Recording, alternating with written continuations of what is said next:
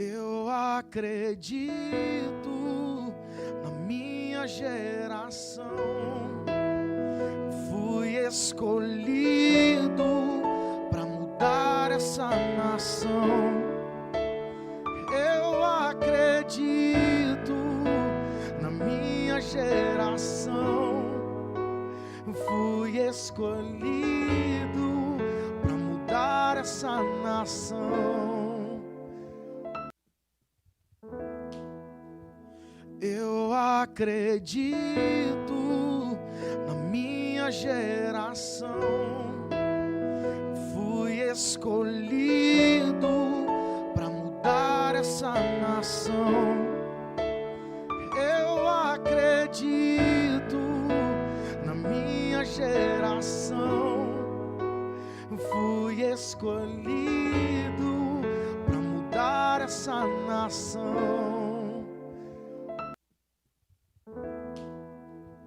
Eu acredito na minha geração,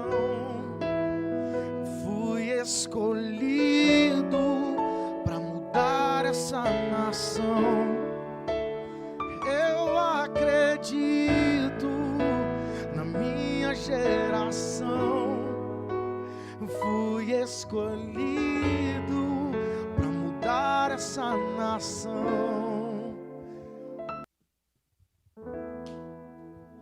Eu acredito na minha geração, fui escolhido para mudar essa nação.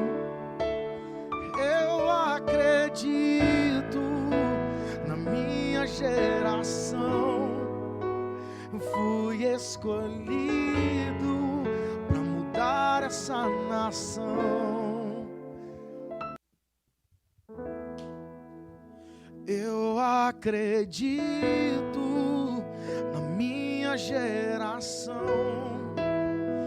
fui escolhido para mudar essa nação. Eu acredito na minha geração, fui escolhido para mudar essa nação.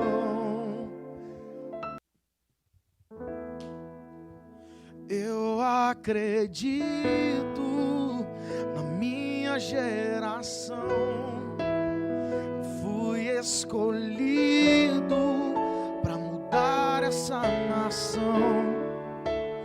Eu acredito na minha geração, fui escolhido para mudar essa nação. Eu acredito na minha geração, fui escolhido para mudar essa nação. Eu acredito na minha geração, fui escolhido para mudar essa nação.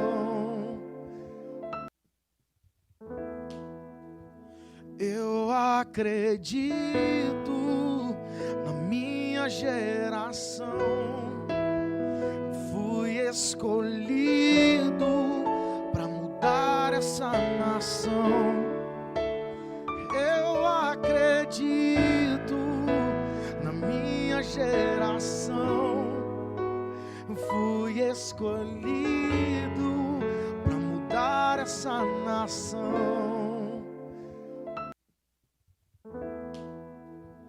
Eu acredito na minha geração, fui escolhido para mudar essa nação. Eu acredito na minha geração, fui escolhido para mudar essa nação.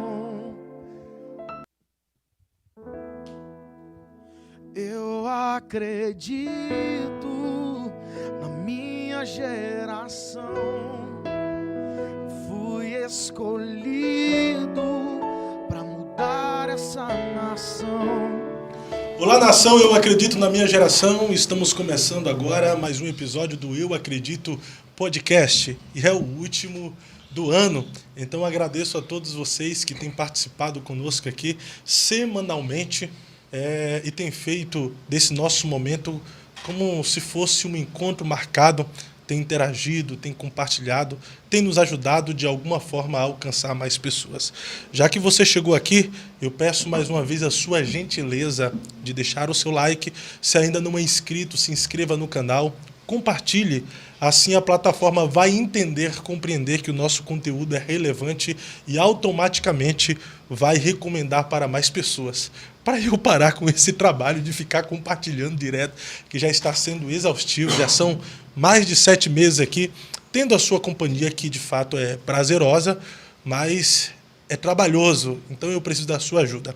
E hoje, para nós encerrarmos o ano, temos aqui convidados super especiais, são amigos do coração, irmãos em Cristo, o qual eu tenho admiração, respeito e carinho. É claro, além de você que me acompanha aqui semanalmente, né? Estou falando deles. Pastor Emerson Alves, seja bem-vindo ao Eu Acredito Podcast. Amém, obrigado. Eu que me sinto honrado aí por esse convite, né? Estar com o Fábio Santos aqui é uma alegria no meu coração, viu? E você sempre assim, né? Desse jeito, né? Não sei porquê, mas você me lembra o Pelé. Deve ser a simpatia, né? Deve ser. Deve ser a simpatia. Alguma coisa me lembra. A cor. A cor, os dentes brancos. Isso. Né? Eu só não tenho a coroa, né? Só não pode cantar alvo mais que anel. eu não tenho a coroa de rei, mas eu tenho a coroa de príncipe. Tá, mas que bom, viu, Fábio? Alegria estar com você aqui, é uma honra, um privilégio. E encerrar o ano aqui é bênção pura. Uma alegria, pastor Emerson. Muito obrigado por aceitar o nosso convite. E é uma alegria recebê-lo, como também é uma alegria muito grande receber o irmãozão do coração, pastor Elton Alves. Seja bem-vindo. Maravilha, meu amigo Fábio Santos. Um príncipe em Nova York. Parecido.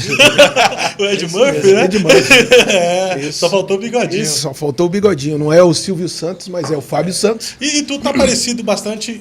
Não meu é primo. Não é com o Mbappé, não. Meu né? primo. Disseram aqui hoje que tu tá parecido com o Gilberto Silva. É Gilberto Silva também. Isso aí pode ser também.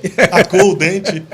Faz parte. Mas é um prazer imenso estar aqui contigo, amigo, parceiro aí já de longas datas, né? Quantas ideias e projetos que já praticamos juntos e louvamos a Deus de estarmos aqui hoje com você. Deus te abençoe. Amém, pastor Elton. Uma alegria recebê-lo aqui. Estivemos juntos, viajamos junto para Foz, né? Isso. Recente. Estreitamos mais ainda. A nossa amizade, né? Isso. Que quando fica ali 3 dias junto, conhece as imperfeições. Conhece, entendeu? E é bom que a gente se aproxima e aprende. Se aproxima ou se afasta. Fui teu chofer, você viu, né? Não deixou dirigir para você, trouxe, levei, eu acho carreguei que foi tua mais pasta. medo de compartilhar o volante. É isso um pouco também, né? Vai que acontece algum episódio aí, né? E é melhor acontecer contigo, que o carro é seu e eu não vou ter dinheiro para pagar o prejuízo. Mas daí o seguro, né? Apesar que é meu parecido, vai dar certo. Maravilha. Está conosco também aqui o Nicolas Alves. Opa, boa noite. Boa noite a todos. Fábio Santos, estamos aqui. Não estava programado eu participar. Não, mas desculpa por nem ter saído aqui no banner. Era pra. Se tu tivesse saído nesse banner aqui, teria ficado mais bonito. Não tinha. Só ficaria um pouquinho mais escuro, mas. Mas foi meio no improviso aí, vim meio de penetra, mas tá bom, gente. Não. Vem como convidado. Você pode perguntar para ele.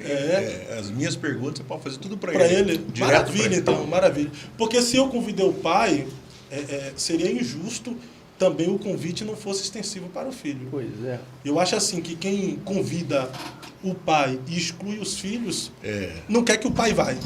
Obrigado. Não é verdade? Isso, obrigado. Aí, ó, viu? Ela já ficou mais arrumadinha aqui. Estão arrumando aqui.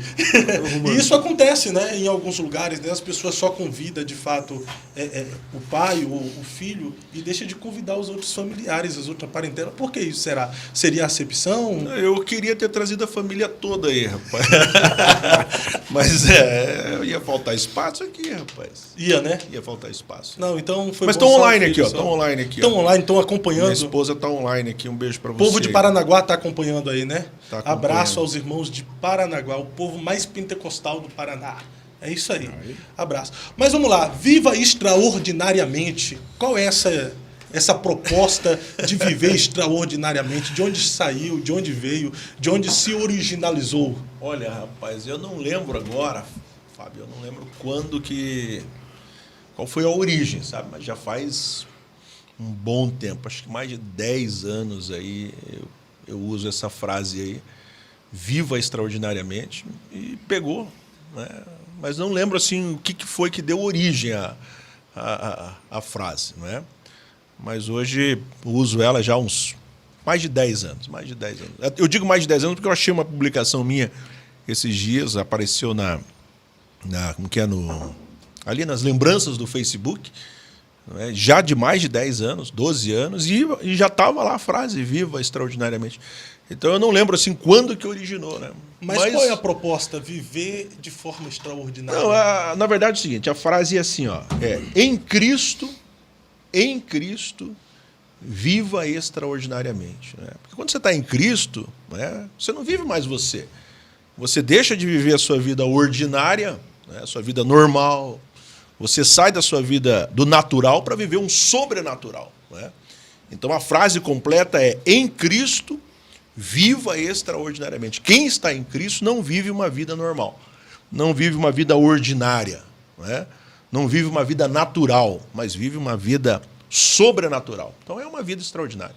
Quem está em Cristo não vive mais uma vida comum, né? Isso, exatamente. Essa é a ideia. Vive uma vida, ainda que pela razão, mas também de forma sobrenatural. Vive fora do normal. Vive pela fé. Até porque a fé é loucura, né? Vive pela fé. Então essa é a proposta da frase. Viva extraordinariamente, mas a frase completa é: em Cristo, viva extraordinariamente. Porque você pode viver extraordinariamente em outras áreas também. Sem Cristo, você pode viver extraordinariamente em outras áreas, né?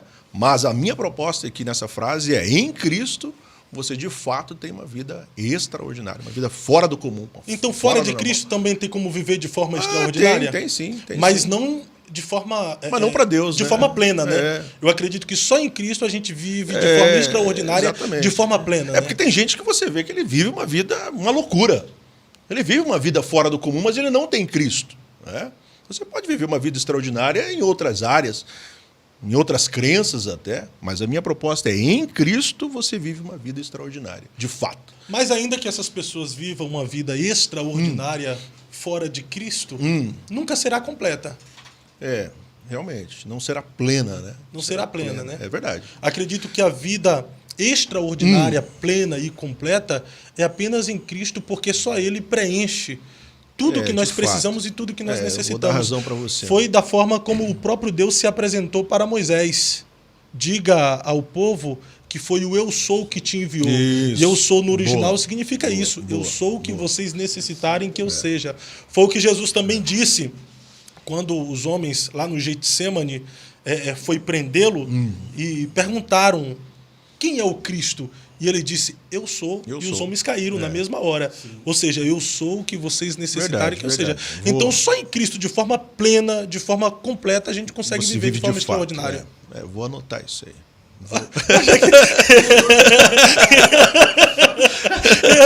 Eu achei que era a ideia. Não, eu vou complementar agora. Não, tu está sendo modesto, né? Não, vou complementar.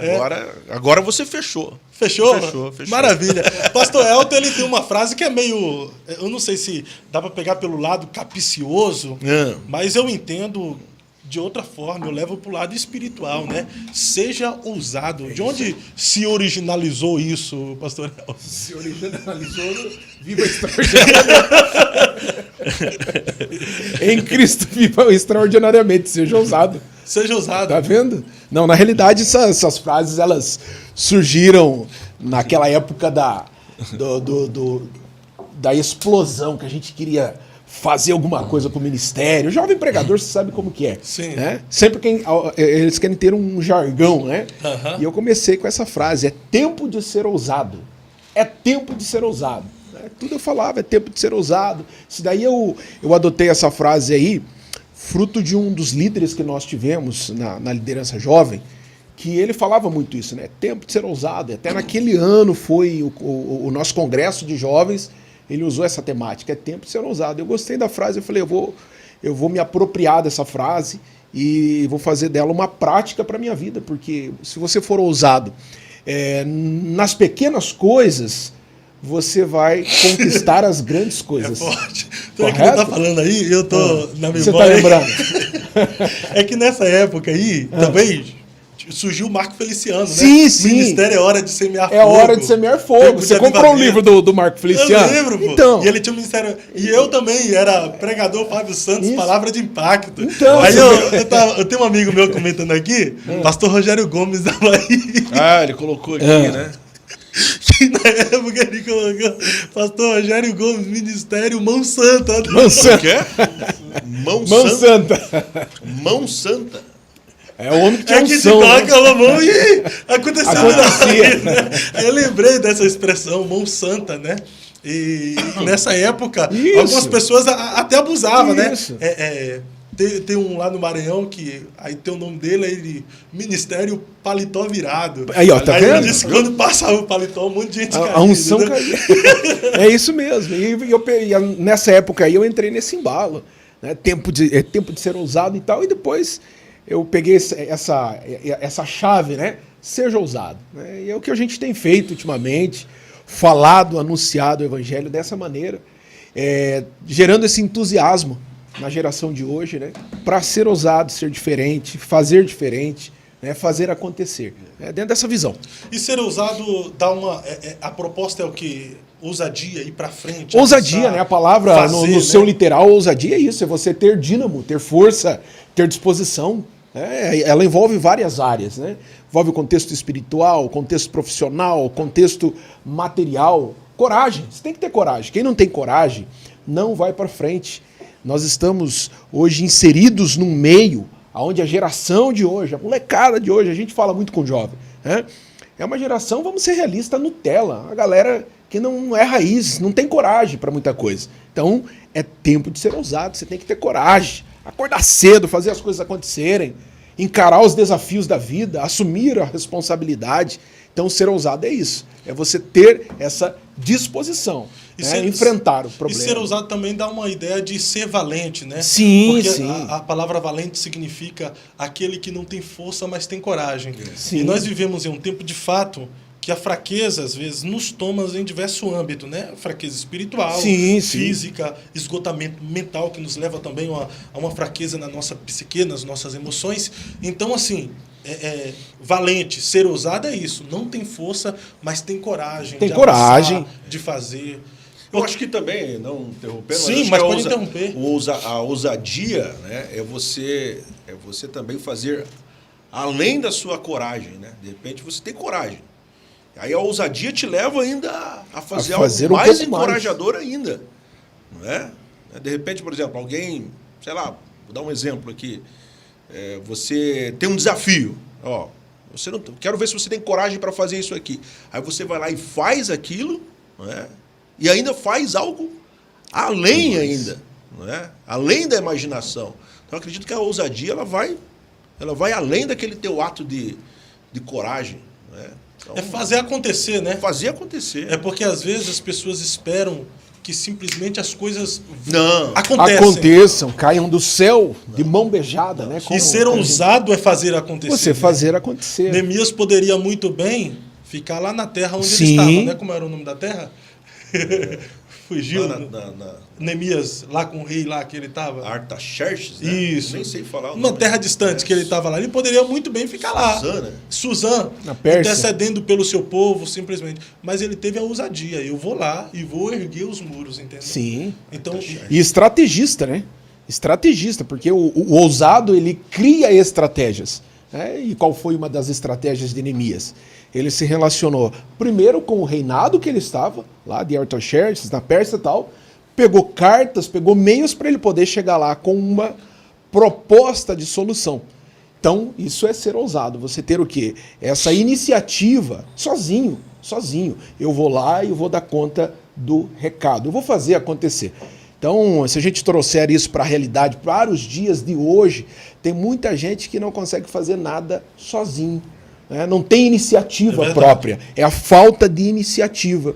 E quando você tem essa iniciativa, você se vale da ousadia e daí você desperta nas pessoas o interesse de ter companheiros para te ajudar nessa missão. Foi o que aconteceu com Neemias. É verdade. Né? E a ousadia, biblicamente falando, atrai até a atenção do próprio Jesus. Sim, Aquela sim. mulher cananeia que estava nas regiões de Tiro e Sidom, saiu clamando, os discípulos fizeram uma barreira humana dizendo, não, o mestre está aqui para descansar. Isso. Ela foi ousada em ultrapassar as barreiras humanas, se prostrou e o adorou. Aí Jesus disse, não sabe tu que eu vim, a não ser para as ovelhas perdidas da casa de Israel, e que não é bom eu pegar os pães que eu tenho para os filhos e lançar os cachorrinhos? Então, veja só, parem um pouquinho, Sim. dá um pause aí. Até aí foi a coragem dela. Isso.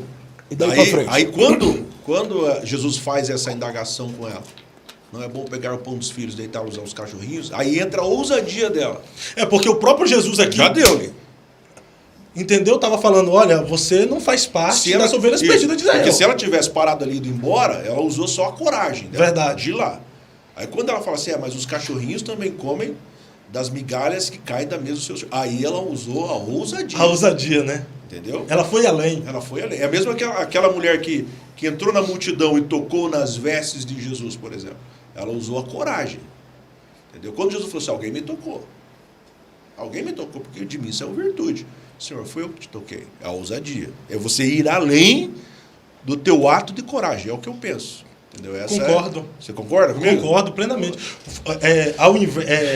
Ao contrário dessa mulher, foi Nicodemos que teve a coragem de ir com Jesus, até porque era respeitado como um mestre, como um fariseu, respeitado. Então ele teve a coragem de ir à noite, mesmo correndo o risco de ser apontado pelas pessoas, pelos seus seguidores, ele foi até Jesus à noite. Porém, ele não teve a ousadia de seguir a Jesus quando Jesus disse que era necessário nascer de novo. Faltou o quê? Ousadia. Ousadia. Então seja ousado. Não, seja ousado.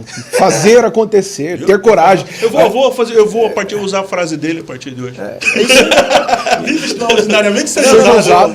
Tem muita gente que chega até no vivo, é extraordinário, mas não é ousado. Tá vendo? A partir de hoje eu vou usar só a frase dele.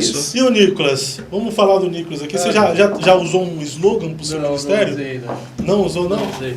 Eu tenho um pra ele. Qual? Entendeu? Inclusive uma música. Grandão da Galileia. Que é alto, hein, velho? Esse é. Você não colocou ainda? Não coloquei nada. É hora de semear fogo. É hora de semear fogo. Palavra de impacto. Palavra de impacto. Lança chama de Cristo.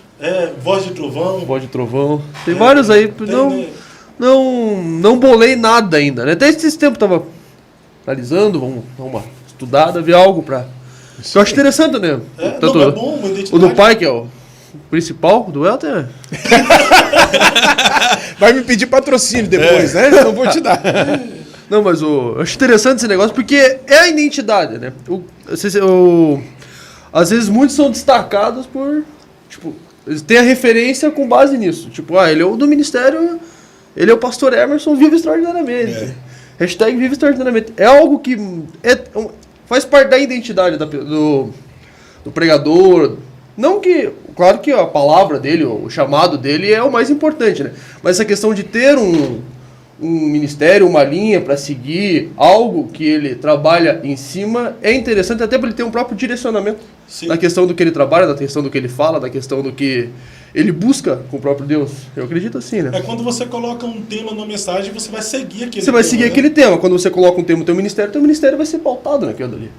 É você receber de Deus algo que te direciona. Sim. Eu vou citar novamente o Feliciano, por exemplo, quando ele surgiu com É Hora de Semear Fogo, Eu tinha um outro nome nessa época. Era a identidade dele, a hora de pegar Isso. fogo, porque onde ele ia, Sim. entendeu? Ele ia até nas batistas, irmão, e o fogo pegava. Nessa época eu usava um termo chamado, era chamas do avivamento. Chamas do Chamas do avivamento. avivamento. Chamas do avivamento. Eu usava esse termo aí. Mas aí... Então usava, inclusive eu tinha um site chamado chamasdoavivamento.com.br, né? Então eu usava muito isso aí. Até meus na época a gente dava uma de pregador por aí, eu tinha até meus DVDs lá, tal. Chamas do avivamento. Chamas do avivamento, chamas do avivamento. Tinha uma logomarca bem bonitinho, né? Mas acontece que eu deixei de usar porque tem uma igreja lá em São Paulo. Era lá de São Paulo, uma igreja chamada Chamas do Avivamento. E aí eu recebia muita ligação do pessoal achava que eu era dessa igreja, que eu era responsável por essa igreja, porque tinha um site que era Chamas do Avivamento. Eu recebi ligações de pastores achando que eu era o responsável pela igreja. Problemas que aconteciam nessa igreja lá em São Paulo. Caía pra ti. Os caras ligavam para mim, entendeu? Daí eu peguei e abandonei esse lema. Hoje tem uma igreja em Paranaguá que não tem nada a ver com esse ministério lá de São Paulo, mas tem uma igreja em Paranaguá que é Chamas do Avivamento. E aí eu comecei a usar essa frase aí, viva extraordinariamente. Mas assim, eu não lembro assim, o que deu origem, gente, Mas o senhor falou aí que tinha um site. Isso faz quanto tempo, mais ou menos? Chamas do avivamento? Faz uns 20 anos, né? Foi mais ou menos ali quando, após o dilúvio, né, de Noé. O senhor Um pouquinho antes, eu acho. Foi logo depois que Caim matou Abel. Mas nessa época, você está falando que já tinha um site, Tinha um site. DVDs. Então o senhor já trabalhava na mídia há muito tempo, né? Mas somos a geração do Feliciano. Qual a importância hoje de um ministério, seja igreja ou de um pregador, investir na mídia? Fábio, eu sempre incentivei, eu acredito que nós temos que usar hoje todos os recursos que estão à nossa disposição. Todos. Se hoje nós estamos na era do YouTube, do Face, das mídias sociais, das redes sociais, todos estes recursos nós temos que usar. Isso aí, sempre defendi isso. Na minha época era a época do site. O site era quem tinha um site na época, né? Era como se você tivesse uma propriedade, né? Então isso era muito, muito usado, muito buscado. Você compartilhava ali seus pensamentos, sua agenda, né? Não tinha o YouTube como é hoje, não é? Essa exposição. Nem muitas pessoas tinham tanto acesso, né, à internet. Né? Então o site era teu cartão de visita. Então quem tinha um site chegava lá, tem um site. Isso era muito legal. E eu vim dessa época de mídia, porque eu trabalhei muito tempo com isso, né? Eu sou meio jurássico nessa parte de internet, porque eu trabalhei numa área de informática durante muitos anos, bem no começo, quando a internet começou a chegar. Então eu trabalhava na área de programação, então desenvolvia sistemas, desenvolvia sites. Então os primeiros sites da minha época a gente já fazia, desenvolvia, escrevia os códigos. Então para mim site era algo assim que tinha um valor muito grande, na época tinha mesmo, né? Hoje as pessoas procuram mais a rede social, o perfil social, é o Instagram, é o YouTube e tal, mas o site na época era algo assim muito, muito relevante para uma pessoa que queria expor qualquer um das suas, seja um profissional liberal, principalmente um pastor, um pregador, ter um site naquela época. Vou dizer para você, o primeiro site do pastor Ben-Hur Lopes, por exemplo, foi eu que fiz. Foi tu que fez? Entendeu? Eu quero um site. Não, acho que eu faço para você, entendeu? O site do Feliciano, uma época, eu dei uma ajustada no site dele, dei uma organizada no site dele, era meio bagunçadão. Tinha uma época dos blogs, né? Você não lembra essa época dos blogs aí? Você era bebezinho. Essa época que você estava orando para as pimentas lá ainda. Eu estava orando para você. Orando pelas os pimentas blogs, lá na os Bahia. recentes dos blogs. Acho que eu nem era nascido ainda. Não, acho que não. Então, 91, eu sou de 91. Então, um pouquinho antes. Não, mas é nessa época mesmo, 94, Olha, 95, então, 96, 97, que começou a surgir essa bolha da internet, das redes sociais, da internet principalmente, né? Então, quem tinha um site nessa época tinha assim uma ferramenta de exposição muito poderosa mesmo, né? E eu fiz parte dessa geração, não como pregador aí, mas como profissional, trabalhava, era um adolescente que gostava das áreas de informática, que trabalhava com isso, desenvolvia sistemas nessa época. Então, desenvolver um site para nós era algo assim fantástico, né? Fantástico. quando eu comecei a pregar, tal, ali na minha região, nas minhas congregações, as congregações do campo onde eu congrego até hoje, né? Então a gente tem um site, tem um site, agenda, tá lá no site. Né? Então aquilo era muito legal. Então hoje né? é importante sim o pregador, ou a igreja, o ministro no geral. Tem que ter.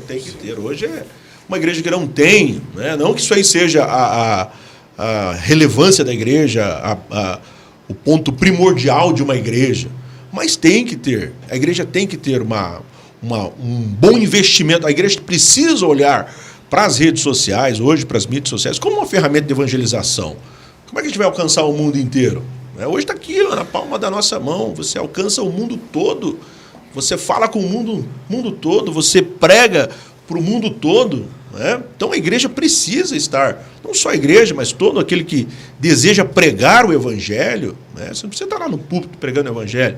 Você pode usar ali o teu celular, você pode fazer uma live, você pode ministrar online. Então, as ferramentas estão à nossa disposição. O que acontece, Fábio, que eu penso assim, eu vim de uma época, eu não sou tão velho, mas também não sou tão novo, mas sou nascido na igreja, acompanhando o ministério do meu pai ao longo de todos os anos, né? Meus 44 anos, 40 anos foram ao lado ali, acompanhando o ministério do meu pai desde o início. Né? Então, mas sou dessa época, sou de uma geração, sou da geração do não pode, entendeu? Sou da geração do não pode. Não pode isso, não pode aquilo, não pode fazer isso, não pode ter TV, não pode ter não sei o que lá, não pode não sei o que lá. E a igreja demonizou a televisão. O senhor vive essa época ainda, né, do não pode, né? A gente vive ainda, né? Nós somos a Assembleia de Deus. A Assembleia de Deus ela é tradicional, né? No seu contexto geral. Então veja, mas naquela época, essa questão do não pode era muito mais severa do que hoje. Você não podia ter uma televisão, né? E a igreja demonizou a televisão nessa época. Hoje, para você ter um programa na televisão, é caríssimo. É caríssimo. Agora, se nós desprezarmos as redes sociais hoje, desprezarmos aí esse recurso que está à nossa disposição praticamente de graça, se você olhar bem, amanhã ou depois, pode ser que a gente venha a querer usufruir desse benefício e nós não termos mais essa abertura. Isso é interessante que o senhor falou. Falando da nossa denominação hoje, a nossa denominação era para ter um canal de televisão, no mínimo, semelhante a outra denominação aí que investe em canais de televisão. Só que nós demonizamos tanto a TV na época, que hoje a igreja tem que pagar milhões para ter ali 40 minutos, no máximo 1 hora, para fazer um programa evangelístico. Infelizmente, por termos demonizado muitas coisas no passado, hoje nós não temos a oportunidade de evangelizar de forma mais relevante, usando aquilo que antes era... Eu sou defensor, por exemplo, uma estrutura como essa aqui, ó, um estúdio como esse aqui, é uma estrutura que uma igreja precisa investir hoje. Ter um canal como esse, um espaço como esse, para quê? Para que as verdades bíblicas sejam ali discutidas, né? Para que a palavra de Deus seja até mesmo de uma forma... não de uma forma, mas informalmente, não é? Ela seja transmitida às pessoas. Então eu acredito, né? Eu acredito na minha geração. Eu acredito, né? Eu acredito, né, que a igreja hoje precisa fazer uso dessas ferramentas, e não só a igreja, mas todo aquele que almeja, principalmente na questão ministerial, aquele que almeja expor seu pensamento, sua ideia, suas convicções, sejam elas de fé, filosóficas ou outras, precisa valorizar as redes sociais, que é a grande bolha, vamos dizer assim, do momento. É um investimento, né, pastor Eltinho, as redes sociais hoje. Antigamente, as pessoas diziam bem assim, esse negócio de quem não é visto não é lembrado, é coisa de quem não tem fé, de quem não acredita no chamado, de quem não acredita na vocação. Hoje em dia, essa frase de quem não é visto não é lembrado, ela se tornou uma grande realidade, porque não basta ser de oração, de jejum. Isso é prioridade. Todo cristão deve ser de oração, de jejum, deve ter uma vida consagrada e santificada a Deus. Agora, para o ministério, além de oração, de jejum, ter uma vida santificada, consagrada a Deus, que é a nossa prioridade, não basta simplesmente. Hoje, as pessoas querem ouvir uma pregação, quer conhecer alguém, é através das redes sociais. Rede social, né? Hoje, por exemplo, se eu indico o pastor Eltinho em algum lugar, o pessoal, a primeira coisa que vai, tem um vídeo Rede dele. social. Entendeu? Na realidade, esse é o marketing religioso, né? Que precisa ser bem feito. A gente não pode se esquecer disso, que independente do credo, independente da placa de igreja, a igreja ela é um instrumento, sim, claro, de evangelização, mas ela tem que ter uma identidade, né? Então, quando a gente vai para a visão comercial, de um produto, como que você divulga um produto? Eu trabalho com educação. Qual é a principal ferramenta que eu utilizo para divulgar os meus produtos? Rede social. Agora vamos pegar a mesma metodologia e aplicar para a igreja. Como que eu vou divulgar o ministério, divulgar aquilo que a igreja tem de bom para o meu público, para a minha região? Através da rede social, bem organizada, bem administrada, com engajamento para ter, de fato, esse feedback, esse retorno. E daí, voltando um pouquinho disso aí do que a gente já estava falando, a igreja perdeu o seu espaço no contexto televisivo, rede de televisão. E eu sou aqui ousado em dizer que a igreja jamais vai conquistar esse espaço. Não. Tá? Esquece, a igreja não vai conseguir ter canal de televisão e assim por diante. Tá? O que a igreja tem que fazer hoje? É investir na parte de rede social, que está mais prático, mais acessível, menos oneroso, tá? Pega essa questão de sites bem organizados. Hoje, sistemas, né? A gente falava sobre isso vindo para cá. Sistemas, aplicativos, membresia, aplicativos com programação da igreja, devocionais e tantos outros recursos que podem incrementar um projeto eclesiástico, né? De uma igreja bem conceituada. Recentemente, eu não vou citar o nome do pastor aqui, de um determinado ministério, ele celebrava mais um ano do seu ministério e o crescimento explosivo que teve nos últimos 10 anos. Acho que de 100 igrejas para quase 700 igrejas. Fruto do quê? Investimento em rede social. Tá? Então... E teve muitas igrejas que cresceram absurdamente na pandemia. Sem dúvida. Sim, eu contei por diversas vezes, eu contei na igreja, né? Contava até como, na verdade, como exemplo e motivando, né? Porque eu entrei um dia nas redes sociais, bem no auge da pandemia, e eu vi um pastor já de bastante idade, e aquilo ali me chamou a atenção. Aquele pastor ali fazendo uma live, né? Muito simples, né? A live dele, mas aquilo ali me comoveu, né? Ele pregando ali para a igreja dele, não sei qual era a igreja, mas uma palavra, assim, uma palavra muito consistente, uma palavra firme. Mas o que me admirou, sendo um pastor já com uma idade já avançada, né? Aí eu acabei acompanhando, porque você assiste um vídeo, aqueles vídeos começam, a plataforma começa a te entregar mais vídeos do mesmo canal. Eu comecei a acompanhar aquele pastor por alguns dias, e num dos vídeos ele comentou que ele nunca, ele falou assim, eu tenho aí meus tantos anos de ministério, é a primeira vez que eu estou fazendo uso, né, de um celular, pregando para o celular, meus netos vieram aqui, me explicaram, o senhor aperta aqui, clica aqui, então eu faço sozinho, eu venho aqui, aperto aqui, clico aqui e prego a palavra. Aquilo ali me comoveu, Fábio, porque a gente percebeu o quão importante né? Quão importante é nós fazermos uso dessas ferramentas, principalmente para a propagação do Evangelho. Você pode usar para expor as suas ideias, suas convicções de fé, filosóficas e etc. Mas a pregação do Evangelho hoje, quem faz uso e sabe fazer uso, né, parabenizo, sei que você é uma pessoa que sempre fez muito bem uso das redes sociais, quem faz isso, faz com seriedade, né, pode ter certeza, as redes sociais, ela precisa ser olhadas como um ministério. É um ministério, é um braço do ministério e precisa ser utilizado. Eu digo, na verdade, que as redes sociais é uma ferramenta concedida por Deus para auxiliar o ministério da qual de alguém que ele chamou. Sem dúvida. É para auxiliar a igreja na evangelização. Por exemplo, hoje, talvez tem líderes aí que estejam nos vendo e ouvindo que não sabem. Hoje, você consegue evangelizar a sua região simplesmente através das redes sociais. Com certeza. Fazendo uma captação de 5 quilômetros ao redor da igreja, pega um trecho de uma mensagem, monetiza para aquela região e faz o anúncio do culto, convidando o pessoal para participar do culto. Por isso que eu digo que você deve utilizar isso como vou usar a tua palavra como uma ferramenta no ministério. Até você usou agora mais um termo, não é? Que às vezes para muitos alguns ainda têm um certo receio, né? A monetização. Você monetizar isso é um investimento no reino. Você tem que olhar como um investimento no reino. Assim como você vai lá e compra uma caixa de folheto, por exemplo, né? Você investe, destina um valor da arrecadação lá da igreja lá para evangelismo.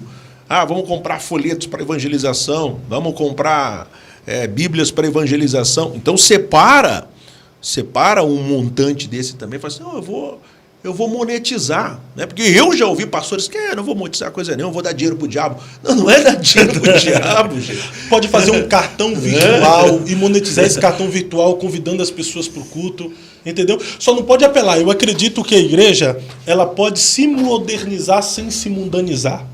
Essa é a proposta da igreja nesse tempo. Se modernizar, acompanhar a modernidade sem se mundanizar. Não, mas a igreja, veja só. Por exemplo, por que eu digo isso? Que a gente pode usar essa ferramenta. Agora a gente não precisa usar ferramentas do mundo para convidar as pessoas para a igreja. Igual esse tempo eu recebi um convite virtual de uma igreja que dizia, vem novinha. Entendeu? Que desgraça. Vem novinha. Estão adaptando convites de baladas, de noitadas, de promiscuidade, onde o pessoal fala as novinhas não pagam, entendeu? Para um convite para a igreja. Vem novinha. Teve uma igreja. Culto de jovens, vem novinha pro culto, entendeu? Mas você pode fazer um panfleto virtual dizendo, vinde a mim todos que estáis cansados, oprimidos. E embaixo você colocar igreja evangélica e o endereço da igreja, convidando a pessoa para vir pro culto. Ou fazer aquela chamada antiga da Universal. Se está doente, vê vulto, não consegue dormir, corredor dos 318, entendeu? Vem. Não, legal, eu acho assim, como que eu falo para você que eu sou das antigas, né? Por exemplo, eu lembro do meu pai abrindo a igreja domingo, por exemplo, 5 horas da tarde, né? 5 horas da tarde, entrando lá numa salinha que a igreja tinha um microfone, aí tinha uma corneta na frente da igreja, lá em cima, lá. Aí meu pai botava o disquinho lá, né, do Júlio César Marlene. Meu Deus, eu vi uma grande... Não, essa é outra, né? Eu lembrei do Júlio César, lembra? Rosinha, entendeu? Cícero Nogueira. Joel Jonas. Entendeu? Tony Tito.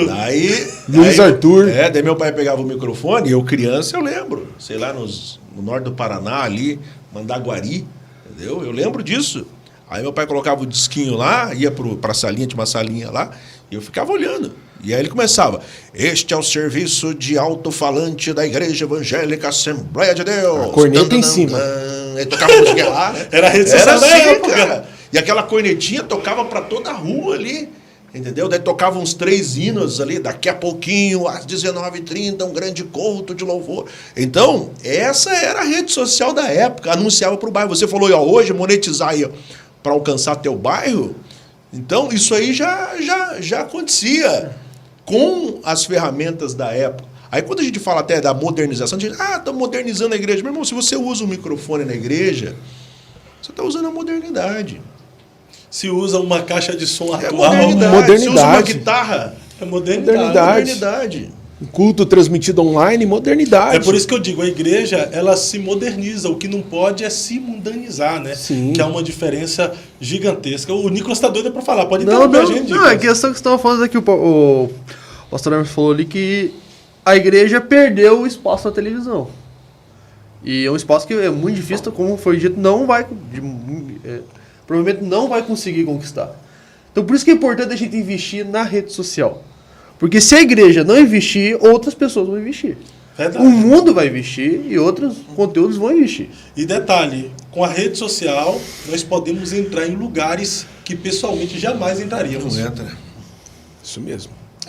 Porque tem casa que não está disponível para te atender quando você bate na porta. Aí, ela tá ali andando na rede social, vai chegar, meu irmão. Sim. Entendeu? Então, a rede social hoje nos auxilia nessa questão. Você que chegou em nosso canal aqui, você é muito bem-vindo. Se ainda não é inscrito, se inscreva aí. Talvez você já tentou interagir, comentar e não conseguiu. É porque você só vai conseguir. O Juliano que fez isso aqui, ó, nossa produção, ele não liberou acesso aos comentários para quem não é inscrito ao canal, né, Juliano? Então, você só vai ter acesso ao chat, aos comentários, para interagir com a gente, a partir do momento que você se inscrever. Então, você se inscreve, depois de 5 minutos, o chat vai estar liberado e você vai poder interagir, comentar, falar conosco, como, por exemplo, aqui, ó, o amigo Rogério Gomes, o Everton Silveira, o Nilson Machado, o Gesiel Exídio está aqui. O Gesiel Exídio está perguntando se o Eltinho tem chamada. Vou provar para ele. O canal Vivendo a Vida Abundante. Olha aí, ó. Vida Abundante. Maria Eunice, Rafael Boneto, Jonas, o pastor Jonas Neves está aqui, ó. Diego Rocha, Gleison Silva, dupla Dayan e Giovana. O Dayan tá Rafael Boneto, se eu não me foge de memória, é um colega nosso lá de infância. Olha aí, ó, tá aqui com a gente também. Se Pastor Curitibano, Wagner, Pastor Gesiel Camilo tá aqui, Denise Corrêa. Tem muita gente conosco Dayan, aqui. dupla Dayan, O Dayan tá aí com a gente. Tá crente. Tá crente, tá nos acompanhando. Então o pastor Wagner tá O acompanhando. pastor Wagner tá também. Olha aí, tá crente. Esse pastor Wagner aí é lá do Maranhão, rapaz. Olha aí. Então, assim, nós estávamos falando sobre rede social, não é isso? Mas o Nicolas nasceu já de um lar cristão, Sim. filho de pastor. Como é que é ser filho de pastor nessa geração? É complicado. Nicolas? É difícil. Por que, Nicolas, é difícil ser filho de pastor nessa geração que coloca em descrédito pastores? Cara, é muita cobrança. Por um tempo, eu vou confessar, às vezes meu pai também, além de pastor, é formado em direito. Sim. Muitas vezes perguntavam pra mim, qual que é a profissão do teu pai? Meu pai não trabalha, ele é pastor. Eu falava, meu pai é advogado, meu pai é programador. Você não falava que era pastor? Eu não falava. Você tinha vergonha? Eu passei a falar que ele é pastor de, alguns anos pra cá. Porque alguns períodos do colégio eu cheguei a falar e passei por alguns momentos complicados. Daí tipo, não sei o que, teu pai só sabe pegar dinheiro do povo. Esses assuntos assim que surgem, né? Então é um bullying. É um bullying. Cristofóbico, pode ser assim dizer? Pastorfóbico. Pastorfóbico. Pastorfóbico, né? Então, daí por muito tempo eu escondi isso daí. Eu não falo, não, meu pai é advogado, não sei o quê. Mas você tinha vergonha de dizer que seu pai era pastor? Ou tinha medo? Eu tinha, mas não era vergonha. Medo. Era medo que eu não... Seja ousado. Seja ousado. Você não era ousado nessa época? Não era usado. Você era Daí, ousado. a partir de hoje, tranquilamente falo, não, meu pai é pastor, Assembleia de Deus, não sei o quê. Daí, claro, tem as piadas, mas eu conheço o caráter do meu pai, eu conheço A partir do momento que tu fala, meu pai é pastor, começa as piadinhas? Às vezes não. Às vezes sim. Tipo... Eu lembro quando eu fui quando eu fui me alistar na Marinha. Daí eu cheguei lá pra fazer o alistamento. Daí pede a profissão do pai lá, daí eu coloquei líder religioso lá, não sei o quê. Daí fazendo lá. Daí eu disse, o que você faz na igreja? O que você faz na igreja não, perdeu. O que você faz no teu tempo livre? Eu não gosto de ler, gosto de estudar, eu vou bastante da igreja. A hora que eu falei que eu vou bastante da igreja, até um outro militar que tava do lado fazendo o alistamento das outras pessoas, ele olhou assim, cara, se tu entrar pra Marinha, cara, eu não dou 2 meses e sair da igreja, cara. O cara falou assim pra mim. Eu falei assim, por quê? Eu falei, cara, lá na Marinha, meu irmão, é outro esquema, cara. É melhor você orar pra não te chamarem. Porque lá você vai sofrer. Tá Vai bom. desviar. Lá você vai desviar. Daí começava, cara. Eu lembro quando eu passei pra estudar no Instituto Federal lá de Paranaguá, uns falavam, você fica esperto lá, cara. Você é filho de pastor, você fica esperto. Porque lá eles vão atentar pra cima de você. Eles vão atentar pra cima da tua fé, cara. Cara, e também aconteceu, agora na faculdade também. Cara, e eu tenho um negócio, cara. Quanto mais a professora fala lá os negócios de sociologia, Nietzsche, os negócios, cara, mais crente eu fico, cara. É mesmo? Assim, Pô, mais crente eu fico, cara. eu tô falando aqui com 3 filhos de pastores. E eu vou puxar esse assunto aqui agora. a responsabilidade é maior quando se é filho de pastor? Porque, primeiro, quando você é apresentado como filho de pastor, as pessoas vão ficar de olho. Aí, quando você faz alguma coisa, sai da linha, mas você não é crente, e é filho de pastor ainda, então a responsabilidade é maior. É né? maior. Como se manter íntegro e honrar o legado do pai em meio a essas nuvens de testemunhas? Cara, é complicado. já tô aí com a minha frase. É complicado. Não, assim, eu vejo que eu me esforço bastante. Porque, às vezes, tem coisa que eu quero falar e eu não posso falar. Porque não condiz com a minha responsabilidade que eu carrego por ser filho. Eu lembro na igreja. Quando eu era criança na igreja, eu era complicado. Eu era tentado na igreja. Eu saía correndo, brincava no meio do pátio, brincava com as crianças, fazia bagunça lá embaixo da igreja. Eu era assim quando era criança, sempre fui agitado. Daí sempre brigava, você é o filho do pastor, você tem que dar o exemplo. Tem que dar o exemplo. Então, eu sempre... Aí também tem outra questão, que você faz alguma coisa, tipo, eu lembro quando eu comecei a pregar. mas ele tá pregando porque é o filho do pastor. Eu lembro uma vez que eu fui pregar numa colônia lá em Paranaguá, o irmão me pegou de carro, e foi indo. E quando a gente estava indo para a igreja, era uma região meio de sítio, e tinha vários irmãos indo para a igreja. E o pastor passava de carro no meio, abria o vidro e falou, o filho do pastor vai pregar hoje. Continuou, o filho do pastor vai pregar hoje. Continuou, o filho falou para todos os irmãos. Então quando eu cheguei lá, eu não era o Nicolas. Era o filho do pastor. Eu era o filho do pastor Emerson. Então é... Você... Porque o pai... Por isso que eu falo, o pai tem um grande... Tanto o Tio Elton tem um grande trabalho que eles fazem de... Eu sou filho do pastor José, mas eu sou o pastor Emerson. Eu sou o pastor Elton. Tem que ser feito um trabalho assim, porque muita da minha imagem é atrelada à imagem do meu pai, à imagem do meu avô.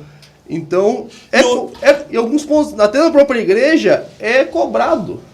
E hoje, com 18 anos de idade, qual é a sua postura para conseguir honrar tanto ao seu pai e honrar também a sua vida cristã? Primeiro é comunhão com Deus. Sim. É orar, é jejuar, é buscar, é ler e tentar sempre andar em acordo com a Bíblia.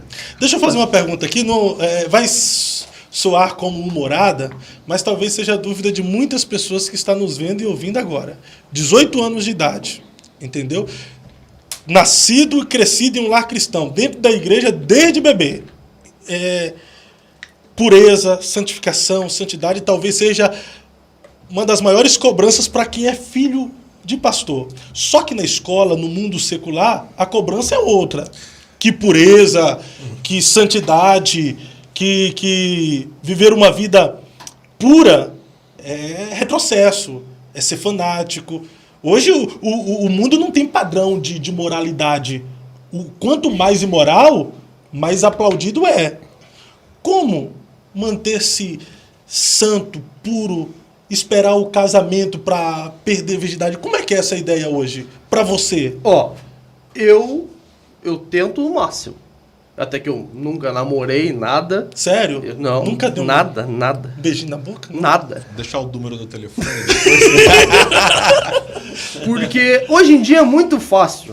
O problema é que quando isso vem a público, que as pessoas sabem que você nunca namorou, nunca beijou, aí, meu irmão, se prepara que a tentação vai vir. O Nicolas, ele pega uma fase de filho de pastor diferente da que eu peguei e que o Elton pegou também, né? Por exemplo, ele falou do bullying. Eu não sofri esse bullying de filho de pastor da escola. O Nicolas sofre. Eu sofri o bullying já como pastor. Na condição de pastor, numa faculdade, você sofre. O Nicolas sofreu esse bullying como filho de pastor. Porque na época que eu estudei na escola, começo ali, escola, como é que fala? Ensino fundamental. Secular, não? Ensino médio. Não é? Ensino fundamental, principalmente, que é onde esse bullying geralmente é praticado. Não é? A vida pastoral ela não tinha a tamanha exposição que ela tem hoje.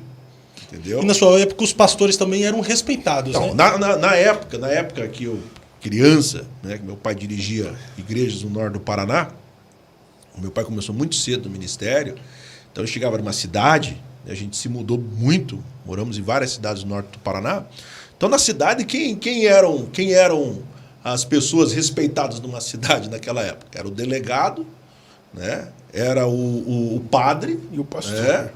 Era o pastor e o gerente do Banco Bradesco. Verdade. Só quem tinha dinheiro. O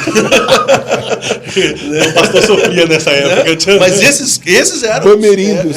Bamerindos. Era esses aí, entendeu? Porque o Bradesco tinha tudo quanto é buraco, tinha o Banco Bradesco lá. Então, o pastor naquela época, né? O pastor naquela época, ele tinha um olhar diferente das pessoas sobre ele. Ele era uma autoridade respeitadíssima na cidade. Não é? Não que hoje não seja, mas hoje o número de pastores é muito maior do que eu tinha naquela época. E, infelizmente, muitos pastores sujaram, macularam essa identidade pastoral. Não é? Então, na minha época, você chegar e falar que era filho de um pastor, aquilo ali era até um motivo de você se manter... Até para você ter um respeito dentro da escola. No México, porque ele é o filho do pastor. Né? Então você tinha um respeito nessa época. Né? Eu não estou falando da questão da cobrança, estou falando da questão do bullying. Mas hoje, tu automaticamente se cobrava, né? Não, aí eu vou entrar na questão da cobrança. Hoje, com essa questão de que pastores, infelizmente, se enveredaram por caminhos totalmente distantes de Deus e macularam, mancharam essa identidade pastoral, ministerial, né, como o próprio Nicolas citou aqui, acha que pastores é aquele que de repente pega o dinheiro das pessoas, né? Que tem pastores, infelizmente, pastores que se enveredaram por caminhos totalmente errados. E aí surge esse bullying que ele sofreu na escola, talvez sofra ainda hoje numa faculdade. Né? Na questão de cobrança, isso aí eu sempre fui cobrado, sempre. Tanto é que eu falei para você que eu vim da geração do não pode. Você não podia fazer nada. E por exemplo, se tivesse uma roda de meninos, de crianças lá fora brincando, o porteiro da igreja ele chamava a atenção do filho do pastor. Não, você é o filho do pastor, para dentro da igreja. Né? Numa maratona bíblica, você tinha que ser o primeiro a achar os versículos. Por quê? Porque você era o filho do pastor. Uma pergunta que era feita na escola dominical, você tinha que ter a resposta. Porque você é o filho do pastor. Só que, por um outro lado, você também sofria você tinha um certo problema, vamos assim dizer. Porque se em alguma área você se destacava... se destacou porque é filho do pastor. Mas tá cantando porque é filho do pastor. Tá pregando. Tá pregando porque é filho do pastor. Vai pastorear. Você era cobrado, é isso que eu digo. Você era cobrado para viver, para andar na linha, né? Você era cobrado, você tinha que estar ali. Só que quando você colocava isso que você aprendeu em evidência na vida ministerial, não, tá fazendo porque é filho do pastor. Daí recebia era desprestigiado, né? E é a realidade. Enquanto era criança, era chamado de pastorzinho. Né? Pastorzinho. Mas a partir do momento que você assumia ou assumiu aquele chamado, não, eu vou ser pastor. Eu vou fazer acontecer. Meu pai é pastor, eu vou ser pastor. Não, ele não pode, porque ele é filho do pastor. Mas ao mesmo tempo que existem essas contrariedades, há também benefícios por ser filho de pastor. Por exemplo, para ser levado ao ministério. Depende. Olha, eu vou dizer uma coisa para você. Eu acredito, pode ser que eu esteja errado. Os senhores vão, além de ser pastor, é filho de pastor também. Para ser levado ao ministério, acaba sendo mais fácil um filho de pastor ser levado do que por causa da evidência. Eu acredito, eu concordo com você. Né? Eu penso assim, um pai militar, né? Ele almeja que seu filho seja um militar, pai advogado. Não estou dizendo generalizando, né? Mas na maioria das vezes, agora nós vimos recentemente na televisão os filhos dos generais lá assumindo, né? Então, você vê, um militar deseja que seu filho seja um militar. Um advogado quer que seu filho seja um advogado médico, um professor, né? Etc. O profissional quer que seu filho siga a sua profissão pela honra da profissão. Isso aí já é milenar. Isso aí já é milenar. Tanto é que a gente fala que Jesus, né? A gente fala que Jesus era um carpinteiro, porque o seu pai era um carpinteiro. A profissão era passada de pai para filho. O ministério, biblicamente, o ministério sacerdotal, era também, os filhos exerciam, tinham um chamado para aquele ministério sacerdotal. Então, eu não discordo de você que realmente há facilidades, sem dúvida nenhuma. Embora alguns se aproveitam deste momento.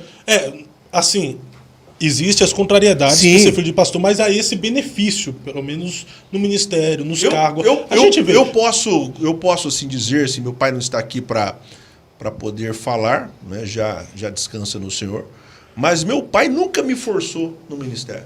Meu pai nunca me forçou. Às vezes eu ouço alguém falar assim, não, eu cheguei onde cheguei porque meu pai me colocou lá, meu pai me socou. Esses dias eu ouvi alguém falando assim, ó, eu cheguei no ministério porque meu pai me socou lá no ministério e me fez ser. Meu pai nunca me forçou. Meu pai nunca me forçou. Pelo contrário, meu pai sempre me deixou à vontade. Filho, se você quiser, amém. Tanto se você quiser seguir tua profissão, não é que eu fiz faculdade fora. Uma diferença. Fui estudar. Essa é a referência. O nosso pai ele tinha uma característica muito interessante nessa questão da formação pastoral.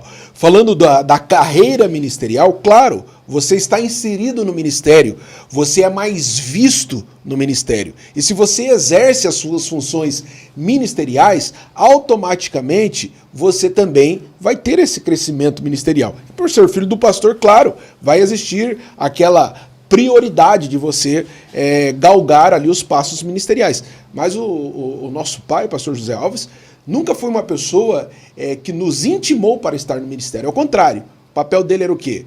Se quiser seguir o passo dele, seguia. Mas ele nos incentivava a fazer o quê? A ter a nossa vida profissional, material, a nossa independência. Nós somos em 3 filhos, 2 homens e uma mulher. Eu sou mais novo, pastor Emerson do meio, professora Selma, minha irmã mais velha. Todos nós temos a nossa independência material financeira com muita prática nisso, com muita algo até, se a gente for observar, até um tanto precoce. Acho que o Emerson casou com 21, 22 anos. 21. Casa própria, bem empregado.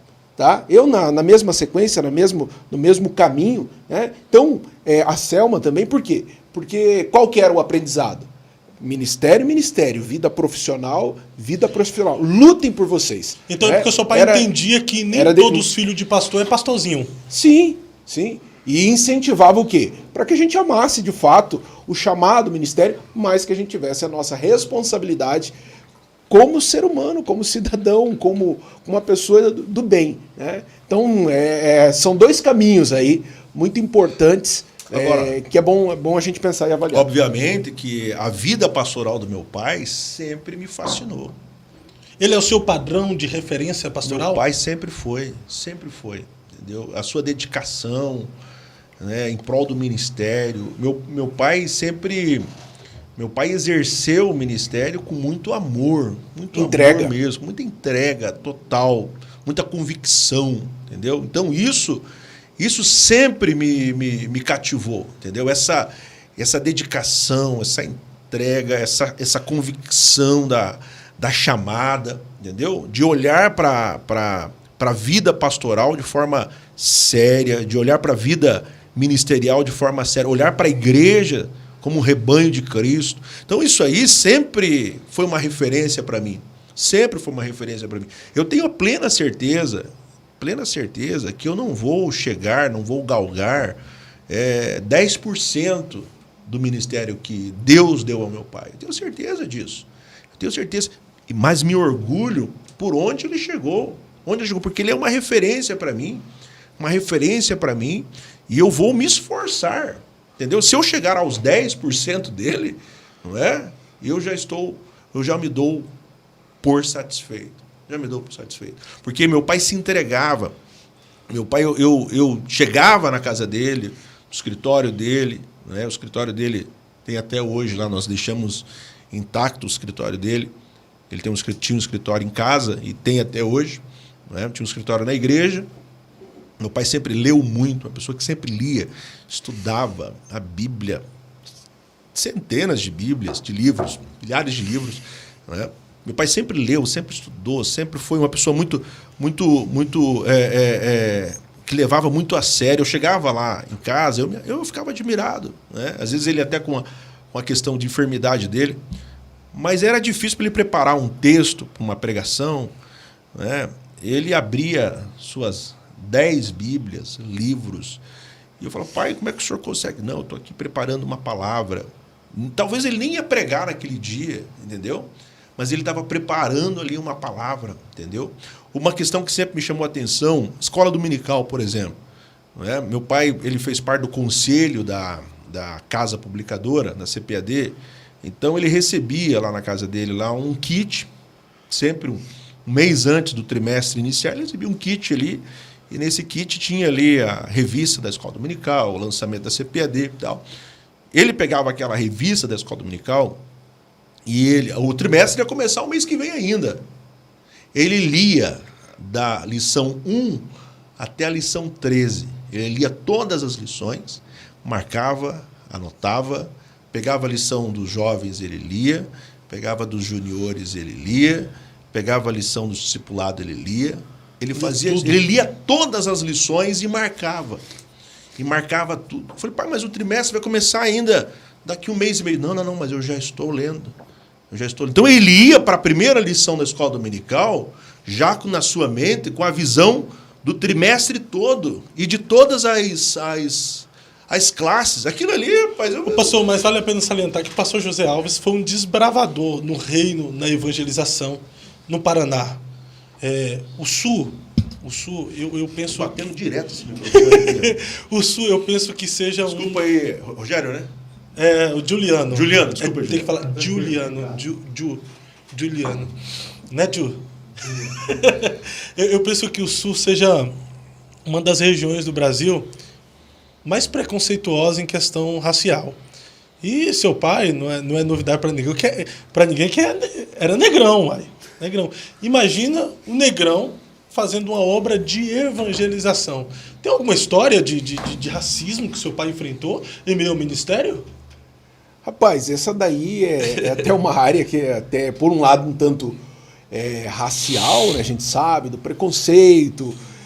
Hoje se fala muito sobre o racismo estrutural, mas, por outro lado, até é um tanto cômica, né? Porque dentre várias histórias que o pastor José já passou, acho que uma das mais marcantes aí que ele contava, né? E foi de uma situação que aconteceu na própria igreja de Paranaguá. Quem nasceu ali em Paranaguá, quem se criou ali, sabe que o templo central antigamente tinha uma árvore, né? Um pé de manga ali no pátio da igreja.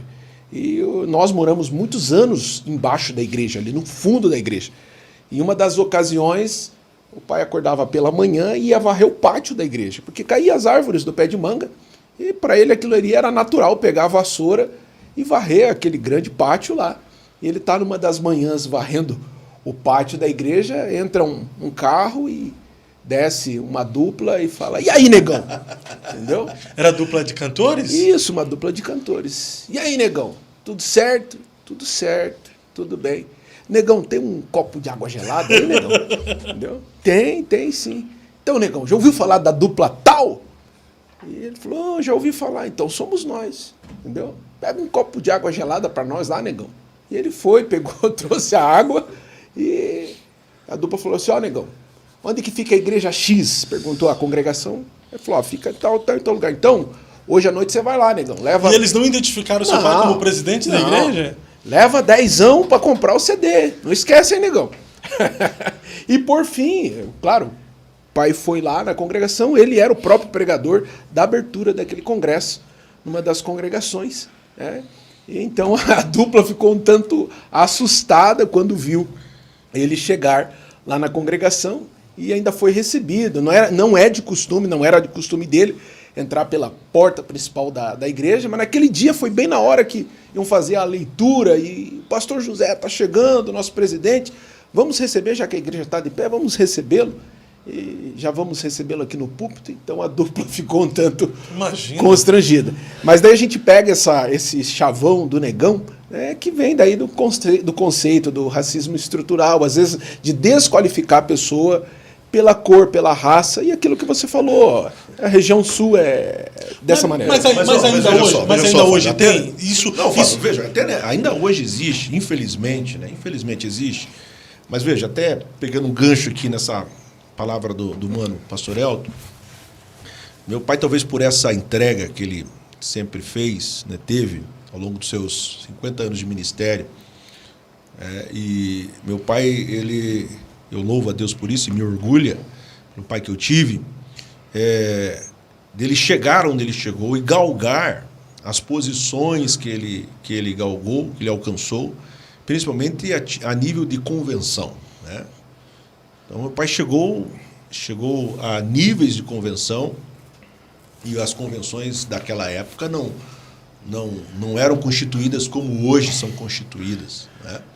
Hoje existe uma política diferente de suas constituições, né? Mas as convenções da geração do meu pai eram diferentes, né? Se chegava de forma diferente. Meu pai chegou às posições mais elevadas convencionalmente da nossa igreja, da nossa denominação. E eu me lembro que numa ocasião, quando meu pai assumiu a presidência da Convenção do Paraná, a CIADEP, né? E ele estava pregando numa dessas convenções, era culto de abertura, né? Meu pai sempre foi um pregador muito pentecostal, né? Uma pessoa que pregava muito bem. E naquela pregação, uma glória de Deus descendo naquele ambiente, se não me engano foi até lá em Foz, né? Um culto abençoado, uma noite abençoada. Aí alguém disse assim, um dos pastores disse assim: puxa, o pastor José hoje pregou tão bem o nosso presidente da convenção pregou tão bem hoje, a glória de Deus se manifestou que nem parecia ele, parecia um branco pregando. Nem parecia que ele era negro, entendeu? Nem parecia um negro pregando. Então veja, ainda, infelizmente, Fábio, eu acredito que isso está sendo quebrado aos poucos, né? Está sendo quebrado aos poucos, mas infelizmente essa questão racial ainda ela está enrustidamente, ela está no meio da... mas não chega ao extremo de um cara vir numa mesa e dizer que a igreja não pode cantar mais o hino Alvo Mais Que a Neve, que faz apologia ao racismo. Ali né? foi um delírio, né? Um delírio, eu acho, né? Uma psicopatia, né? Porque isso ali já é algo doentio, irmão. E já chegou um nível assim, eu acho que eu assisti algumas vezes para tentar acreditar que ele falou aquilo, não é? Mas aquilo ali, a pessoa chega a eu acho nível que tão baixo, né? De espiritualidade, de convicção. De ideologia, né? E não, é a ponto dele falar... O cara partiu para uma ideologia meio que doentia. Até porque, Fábio, veja só, na Bíblia, Davi quando peca, né, quando ele peca, comete um dos pecados mais abomináveis diante de todo Israel, né, ele comete o adultério com Batseba, manda matar Urias, né, aquele pecado terrível, e ele é repreendido pelo profeta Natan. Ele escreve o Salmo 51, e ele diz: tem misericórdia de mim, e aí ele diz assim: purifica-me, né, e serei purificado, torna-me, lava-me com isopo, né, ficarei mais alvo do que a neve. Então veja, se Davi fosse será que Davi era um negão que queria ser branco? Então, não, ele era um ruivo cheio de sarda, né? Como entendeu? Dizem, então, né? Você vê. Então, a pessoa é uma interpretação totalmente fora do nosso contexto, né? Depois, a Bíblia vem trazendo outras referências, falando da purificação com o sangue de Cristo, que nos purifica de todo pecado. Então, é um delírio, né? Não sei nem Uma falar psicopatia. É um delírio. Não negamos a existência de um racismo estrutural ainda, não negamos. Porém, essa psicopatia, isso é doentio, na verdade. No ambiente que ele estava inserido, aonde ele falou aquilo ali, é fruto do contexto dele estar fora político. De si. Contexto dentro de um contexto político, ideológico, isso, partidário. Entendeu? Porque até o outro lá, cantou lá Sim. também, ele veio dizer que a gente não pode cantar mais que o nosso general é Cristo. Daí surgiu porque pegando a tradução, pegando as ideias dos generais, a maioria foram torturadores. E Cristo não pode ser general porque ele foi torturado e não torturador. É cada bizarrice, né? É o absurdo dos absurdos dos absurdos, né? Até eu falei num dos cultos lá na nossa igreja, onde eu congrego e pastoreio, eu trouxe esse assunto num dos cultos de ensino, abordando exatamente isso. Eu falei assim, olha, o cantor né, você tinha que ser lavado não com isopo, mas tinha que ser lavado com bombril. Lava tua roupa com bombril. Entendeu? A buchinha é muito fraca para você. Mas, ô Nicolas, e aí, como é que se mantém puro? Palha de aço, sabe? Aquela palha de aço. Nessa geração tão depravada, Nicolas? É complicado. Porque... Não, eu percebo porque é o seguinte, porque na minha sala, eu faço faculdade, né? Daí na minha sala... Tu faz o quê? Direito. Direito? É. Na minha sala tem inclusive tem alguns que até cresceram comigo dentro da igreja, que quando foram pra faculdade, na minha sala eu já vi que não chegaram a sair da igreja, mas tem tomado atitudes que não condizem. Eu sempre me policiei, até eu lembro que nos últimos dias de aula, tinha acabado de começar a Copa, acho que foi o último dia, acho que era Jogo do Brasil no dia, eu fiz a prova e saí mais cedo, né? Aí saiu, aí tava eu, mais alguns cristãos, inclusive. Daí eles falaram, nós vamos num bar ali assistir o jogo, não quer ir? Eu falei assim, não. Falei, cara, vamos ali, só não precisa tomar nada, só vamos assistir o jogo. Eu falei, não, cara, não é questão de tomar, é questão do ambiente. Porque muito do ambiente faz a pessoa agir de forma errada, agir de forma que não condiz com a palavra. Então eu sempre busco escapar dessas. Porque todo tempo eu sou tentado a pecar, tentado a talvez desonrar meu pai, a sair do que eu fui ensinado, do caminho que eu fui ensinado. Então, todos os dias eu tenho que buscar sempre andar no caminho em que eu fui ensinado, no caminho em que eu tenho que seguir, segundo a Bíblia, porque se eu der brecha, daí vem a pressão de eu estar errado, eu fazer algo e ver a pressão por eu ser cristão, você é crente, você fez tal coisa, e também a questão de eu ser o próprio filho do pastor. E se o filho do pastor faz, eu posso fazer também. E a questão da sua própria comunhão com Deus também, comunhão com Deus. Ô Nicolas, e existem na sua faculdade essa militância mesmo dos professores com ideologia marxista que tenta doutrinar os alunos? Quando eu quando eu peguei as primeiras matérias do primeiro semestre, eu até fiquei admirado que até então não aconteceu nada. Até eu ir pro segundo semestre e chegar uma matéria que eu nunca imaginaria que viria algo daquela matéria. Talvez por sociologia, filosofia também, e realmente veio, porém, não do nível que veio daquela matéria, que é a matéria de direito constitucional.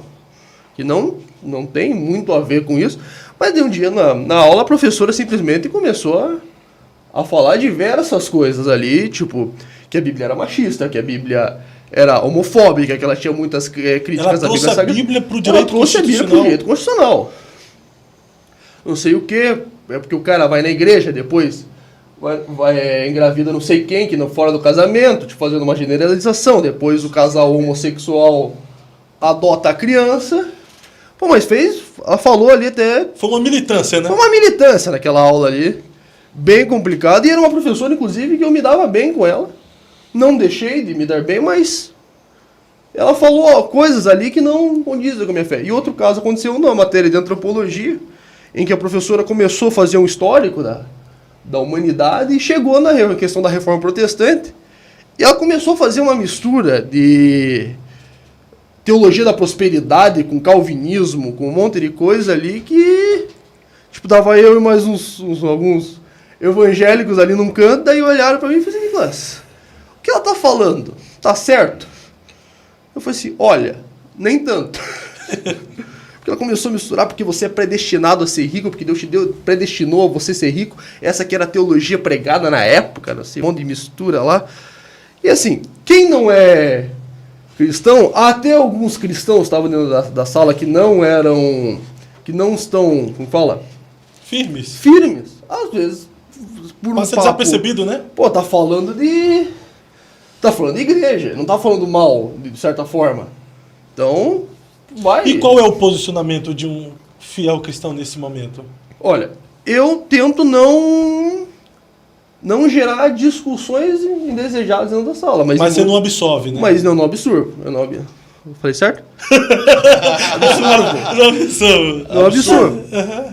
É aquilo que o Paulo disse, aprender de tudo e reter o que é bom. Sim, eu tenho que abstrair do meu aprendizado, do meu estudo, convém a mim, e o que não vem... Descarta. Descarta. Perfeito. Pastor Elton, me diga uma coisa. A vida ministerial ela é feita de conquistas e também de perdas. Consegue pontuar pra gente aqui qual foi a sua maior conquista ministerial e qual foi a sua maior frustração? Rapaz, frustração, eu não pontuo, frustrações não.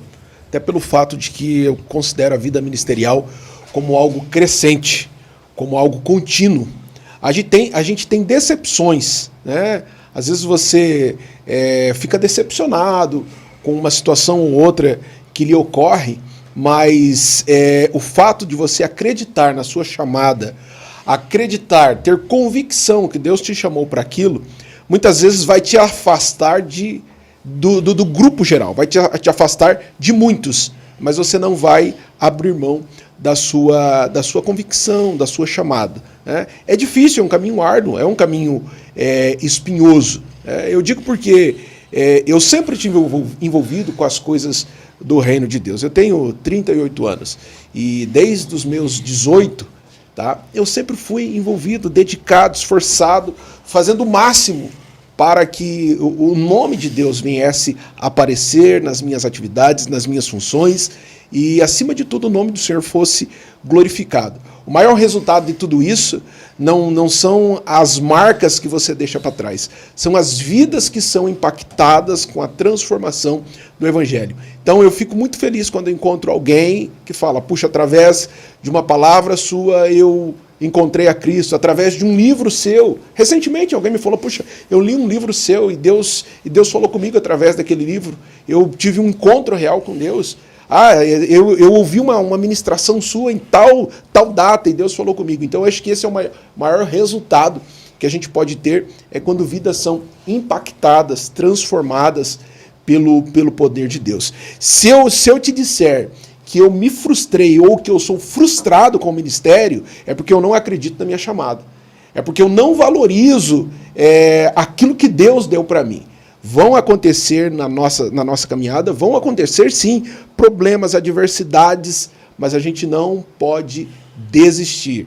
Né? Da mesma maneira que eu utilizo as redes sociais toda semana lá para postar uma frase, incentivar alguém, antes de eu incentivar aquela pessoa, aquela frase ela tem que servir para mim, aquela palavra ela tem que servir para mim, vai ser o meu dínamo, a minha força para seguir em frente, acreditar que vale a pena. Vale a pena. Eu acredito na minha geração. Sobre uma geração em busca de equilíbrio, você acha que de fato, eu vi isso, acho que é um título de seu livro, né? Uma geração em busca em busca de estabilidade. De estabilidade, quase. Isso. Quase, né, pastor? Quase. Bateu na trave. É que faz tempo que eu li, eu ganhei. Isso. Você leu mesmo? Você leu, então tá bom. Eu li o teu, você sabe que eu li o teu, né? Eu não teria lembrado, não. Então, você sabe que eu li o teu. Qual é a proposta de uma geração estar indo em busca de estabilidade? Eu falei no início da nossa conversa de uma geração inconstante. A gente usa aquele chavão, geração Nutella e geração raiz. Mas a grande verdade é que nós vivemos diante de uma geração instável, que por qualquer circunstância abre mão do Evangelho de Cristo. Né? Por qualquer situação, o Nicolas contou aqui dos seus exemplos de faculdade, as pessoas abrem mão de Cristo, às vezes por uma falta de oportunidade no ambiente eclesiástico, às vezes por uma discussão desnecessária. Hoje, por causa de um grupo de WhatsApp, tem crente que abandona o Evangelho. Recentemente, crente que abandonou a igreja por causa de política, que não consegue separar as coisas. Então é uma geração instável, né, que precisa alcançar em quem? Em Cristo a estabilidade. Quem está em Cristo, nova criatura é. Quem está em Cristo está firmado na rocha. Quem está em Cristo não vive titubeando em dois pensamentos. Pode vir o vento, a tempestade, pode assolar os problemas. Mas você está em Cristo? você é mais do que vencedor. Que maravilha. Essa Olha é a que realidade. mensagem maravilhosa, Vou rapaz. pregar já essa. Essa é forte, né? Vou pregar Rapaz, esse tempo eu vi ele pregando uma palavra que ele falou bem assim: tá vendo esse seu filho aí que não para quieto? Isso. O ministério dele é de baterista. Isso como é que- mesmo. Eu preguei muito para adolescente. Porque eu já fui assim. Entendeu? Eu já fui, rapaz. Pensa Tu era no- namorador? Rapaz, daí eu não vou por esse caminho aí não, mas era muito baderneiro. Sabe aquele camarada de ir pro retiro e quebrar o pau no retiro? Era comigo, eu era assim, entendeu? Então eu já preguei muito pra adolescente assim. Ah, porque aquele menino é atormentado, aquela criança faz uma bateria. Dá uma bateria pra ele, vai virar um baterista, vai virar um tecladista. Ah, aquele lá é quietinho. Deus tem o ministério da intercessão na vida dele. Tá quietinho, tá orando. Né? É retiro, brincadeira de retiro. Qual que era a brincadeira de retiro? Passa pasta nos outros, não era? Você foi para retiro? Você pegou essa época de retiro? Foi. Então o que a gente fazia? A gente acordava de madrugada para passar pasta nos amigos. Passei por isso. Eu sempre falava isso para os adolescentes, depois pregando para Era pra adolescentes. tornar mais vai branco ser do que a neve. mais branco que a neve. Vai ser, esse daí vai ser profeta, vai ungir as pessoas, vai entregar. Então essa é a realidade. Né? A gente tem que aproveitar essa geração. Que Falando de estabilidade, eu acho que uma das coisas que mais pegam na galera jovem hoje é a estabilidade financeira. Até porque hoje, pastor Emerson, há uma cobrança terrível. Você chega ali à adolescência, o pessoal já começa a cobrar que você precisa ter, obter, conquistar, alcançar, granjear, você precisa ter a casa própria, você precisa ter o seu carro. É uma cobrança desgramada. Então, quando o cara chega a 18 anos, ele já tá com a cabeça cheia. Pô, já cheguei a 18 anos, não construí nada ainda. Chega aos 25, o cara já tá doido. Cara, eu tô ficando velho e eu não construí nada. E nem casar eu casei ainda. Nem namorado tem, eu sou feio. Também, isso E isso é um dos fatores que gera muita ansiedade e depressão na galera hoje. Isso né? aí também, o mundo midiático é culpado por isso. Porque hoje tem um monte de... Você acessa o internet, aí vem um camarada ali que quer te ensinar a ficar rico em 3 minutos. Daí o cara tira uma selfie na frente de uma Lamborghini, aí diz, eu consegui tantos milhões em tantos dias. Aí o cara fica louco. Vem comigo, arrasta pra cima. Arrasta pra Tira uma selfie na frente de uma BMW branca e daí fala. Então isso aí também é um perigo que a nossa geração sofre. Como hoje tu é empreendedor novo, né? Novo. Amém. Foi empreendedor novo, tu começou cedo com a faculdade. Cedo. Como ter hoje o jovem conseguir uma estabilidade financeira, velho? Trabalho. Trabalho. A geração de hoje precisa entender que é necessário trabalhar. O pastor Emerson acabou de falar que ninguém conquista nada em 3 liçõezinhas no Facebook, no Instagram, de ficar rico. Não conquista, meu amigo. Não caia nessa cilada. Não conquista. Você precisa o quê? Vou te mostrar trabalhar. como é que você... O que você precisa? Trabalhar. Fazer o quê? Faça um curso profissionalizante, vai buscar um emprego, vai fazer um concurso público, vai cuidar da tua vida material, financeira. Ah, mas Deus proverá. Claro que vai. Deus vai prover muitas outras coisas a partir do momento que você tomar para si essa responsabilidade profissional. Meu primeiro emprego, 15 anos. E eu conto isso por onde eu prego, por onde eu falo, quando eu falo com adolescentes. Meu primeiro emprego, 15 anos, mas nem eu acreditava no emprego. Porque apareceu a lista lá na agência de Correios da nossa cidade, e qual que era a proposta?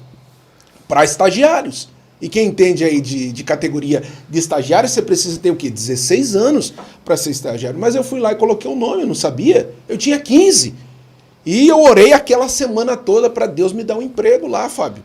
Tá? Pensa num piá que ficou crente. 7 dias de oração, circo de oração. Uau, eu fui, rapaz. 15 anos, entendeu? 7 dias de oração. E orei, botei fé que Deus ia me dar um emprego. Deu 7 dias, 8º dia, fui lá, não tinha saído da lista, olhei, tinha um irmão que trabalhava lá dentro. Falei, aquele irmão é da igreja. E eu grudei no irmão, o irmão era técnico de som, virei técnico de som. Auxiliar de técnico. Rapaz, mais 7 dias de oração, final da história, saiu a lista dos estagiários aprovados, meu nome não estava lá. E o que aconteceu? Eu me desviei. Desviou mesmo? Mas desviei, cara. É sério por causa disso? Isso. Cheguei Cadê em a casa estabilidade? desviado. Não, eu cheguei em casa desviado. Bati na mesa e falei, tô desviado. Minha mãe passou a mão numa cinta, falou, o que você falou? Tô aceitando Jesus de novo. Era brincadeirinha.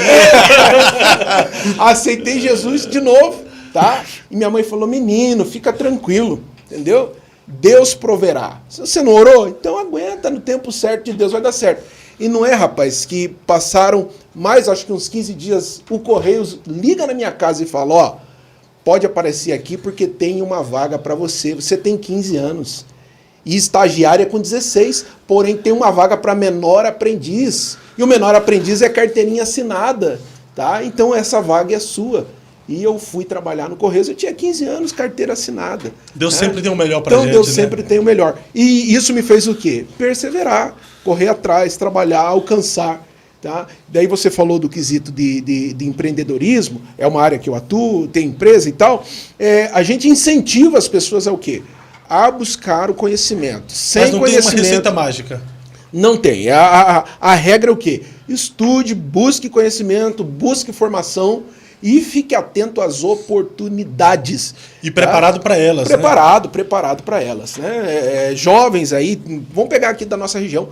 Quantos concursos públicos terão aí nos próximos 90 dias?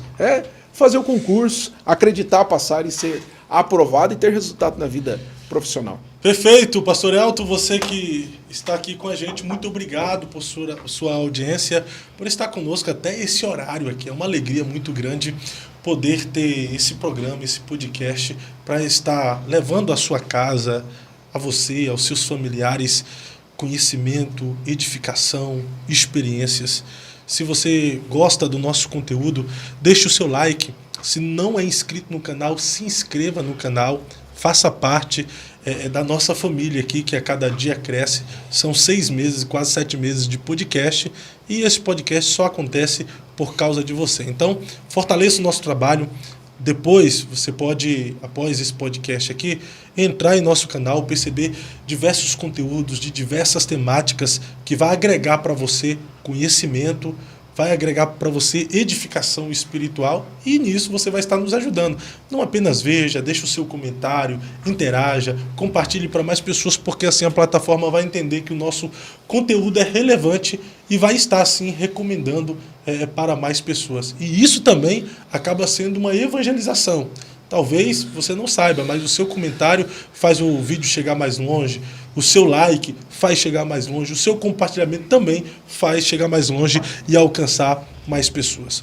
Pastor Emerson, qual seria os passos do seu maior referencial ministerial, que é o seu pai, pastor Zé Alves, que o senhor segue hoje? Acredito, Fábio, como eu falei para você, se eu chegar aos 10% do que meu pai chegou, eu já me dou por satisfeito, né? Mas eu acredito que a dedicação, né, a vida integral para o reino, o seu desejo pelo reino, eu acho que esse passo eu tenho tentado dar, né? Me dedicando, buscando a Deus uma direção, sabedoria. A vida ministerial hoje ela é muito diferente do que as gerações dos nossos pais, né? Hoje a vida ministerial ela tomou rumos diferentes, né? E nós também não podemos comparar o tempo de hoje com aquele tempo em que eles viveram. Mas eu acredito que Deus tem levantado pastores para esta geração, assim como Deus levantou os pastores para aquela geração, né? Tenho certeza que não serei como ele, sem dúvida alguma, né? Até porque Deus tem um chamado específico para cada um de nós. Mas eu tento seguir os seus passos na dedicação, tentando zelar pelo meu caráter, minha vida com Deus, minha comunhão com Deus. Eu acredito que esses passos, a gente dando esses passos, porque todo sucesso deixa rastros, né? Se você seguir esses rastros aí, eu acredito que aos 10% eu chego lá. O senhor já passou por uma frustração ministerial, pastor? Olha, eu vou fazer uso das palavras do pastor Elton. Decepções, acho que todos nós temos. Ainda essa semana eu ministrei uma palavra nas redes sociais e o tema foi exatamente isso, que as frustrações não nos paralisam, as decepções não nos paralisam, né? A gente tem decepções, cai, levanta, sacode a poeira, segue em frente, toma aquilo como uma lição para você, mas nada te barra, nada te para. Qual o diagnóstico específico para vencer as frustrações e as decepções da vida ministerial? Não, cada queda, né, cada porta fechada, cada levante que você encontra, cada pedra que surge no teu caminho, é Deus te preparando para coisas melhores e maiores. Maiores e melhores. Eu tenho essa plena convicção. Eu acredito, Fábio, que às vezes Deus fecha uma porta para você, é Deus te poupando. Às vezes você luta por algo e Deus fecha essa porta. E quando Deus fecha, ninguém abre. Então existem portas que Deus fecha para você, que é Deus te poupando, Deus te preparando, Deus te fortalecendo, Deus te amadurecendo para coisas maiores, melhores, né? Eu acho que é entender esse caminho de Deus, entender esse propósito de Deus. Nem tudo é como a gente quer. A Bíblia diz que os pensamentos de Deus são maiores do que os nossos pensamentos, os caminhos de Deus são maiores do que os nossos caminhos. O que a gente não pode fazer diante de uma frustração, diante de uma decepção, diante de uma porta fechada, você sentar, chorar, lamentar, né? Ficar ali se vitimando, se fazendo de vítima. Ah, porque isso? Ah, porque o culpado é fulano, porque ciclano, porque se fosse... Não, meu irmão, contorna aquilo ali, entendeu? Faz como o rio. O rio ele vai contornando as adversidades, as montanhas, as pedras, até chegar no oceano. Eu acho que essa é a nossa vida. Decepções, eu acho que na vida ministerial é o que mais você vai se deparar, são as decepções. Se decepciona com as pessoas, se decepciona com ministérios, se decepciona com amigos, que de repente você colocou uma confiança. Né?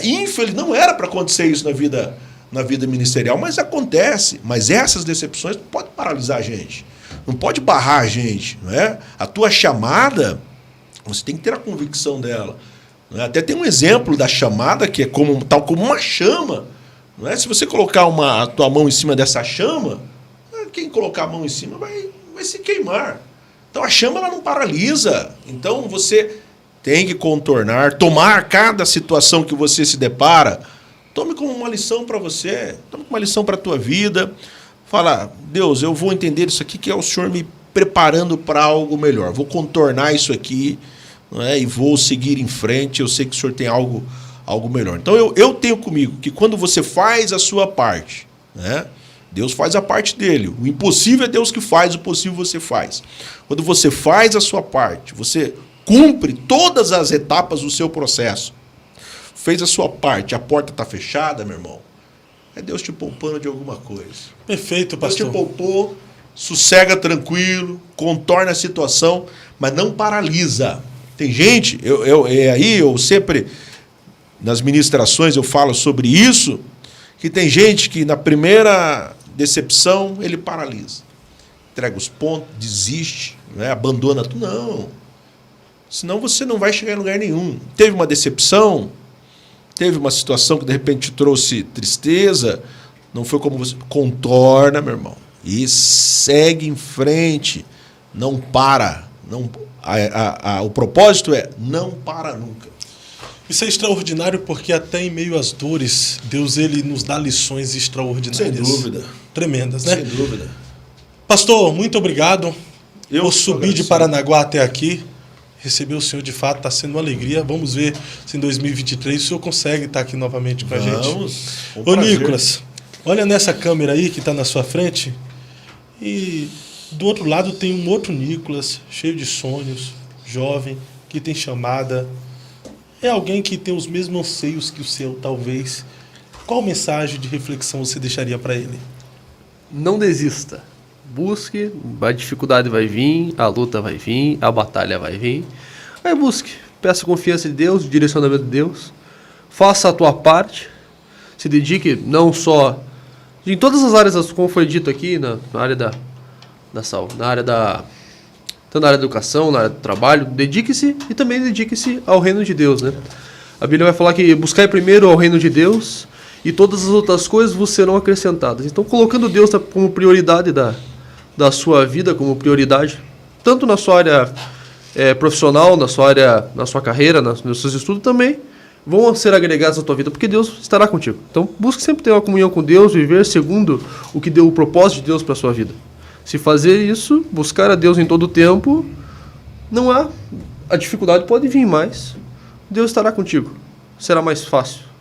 Será mais tranquilo. Porque você estará sendo direcionado por Deus, por Jesus, pelo arquiteto do universo. Maravilha. Seu @ no Instagram qual é? Real Nicolas Alves. Real. Porque os outros são o quê? Meu real. Pastor Elton, olhe nessa câmera aí, deixe suas considerações e deixe uma palavra de reflexão aí para essa galera. Olha só, que você possa perseverar nos seus propósitos, nos seus objetivos, crer naquilo que parece impossível aos seus olhos, e Deus vai te dar condições para você alcançar o inatingível e com certeza desfrutar daquilo que Deus tem de melhor para a sua vida, pois são planos de Deus para você. Eu tenho certeza. Deus te abençoe. @ Eltinho Alves da Silva. Esse é o Eltinho. Eltinho. Falando tão grosso, aí na hora que eu passar o @ é Eltinho. Gostou, né? Gostou, né? Você queria colocar a foto dele também? Não, né? não queria, não. Aqui não tem nada de oficial, né? Nada de real. É o Eltinho. É ele mesmo. Não é o da viola, tá? É o Eltinho. Eltinho Alves da Silva. Eltinho Alves da Silva. Isso. Pastor Emerson, suas considerações finais e sua palavra de reflexão. Muito bem. Minha gratidão, Fábio, pela oportunidade de estar aqui com vocês. Todos que estão acompanhando aqui, eu vi alguns amigos aqui.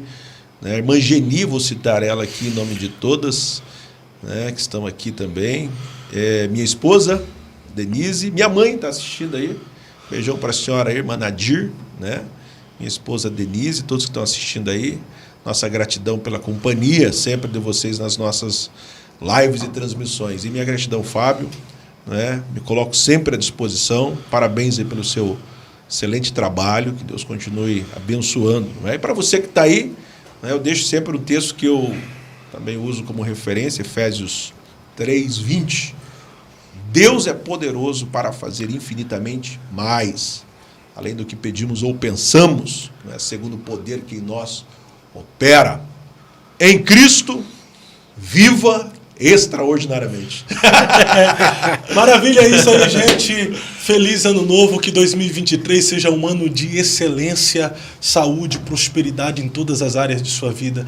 Que seja um ano de realizações. Não sei como é que vai ser o governo e tampouco me importa. O importante é que, independentemente de quem esteja no Palácio da Alvorada, quem está no trono, no controle e no comando de tudo, é o nosso Rei da Glória, a pessoa do nosso Cristo, a quem nós confiamos. Esse é o tempo que nós elevamos os nossos olhos para os montes, para o alto, de onde nos vem o nosso socorro. O nosso socorro vem do Senhor, que fez os céus e a terra. Então, em meio às dificuldades, adversidades, intempéries, contrariedades, vicissitudes da vida que pode sobreviver, creia que existe um Deus que não perde o controle de nenhuma situação. Os montes podem se embravecer, as tempestades podem soprar forte, mas se Deus está no controle, é Ele que nos guarda, é Ele que nos protege, é Ele o nosso auxiliador, nosso ajudador. E a nossa confiança não está em homens, a nossa confiança está em Deus. Então, que o Deus de paz te conceda um 2023 extraordinário e ousado. Forte abraço e até quinta-feira que vem, se Deus quiser.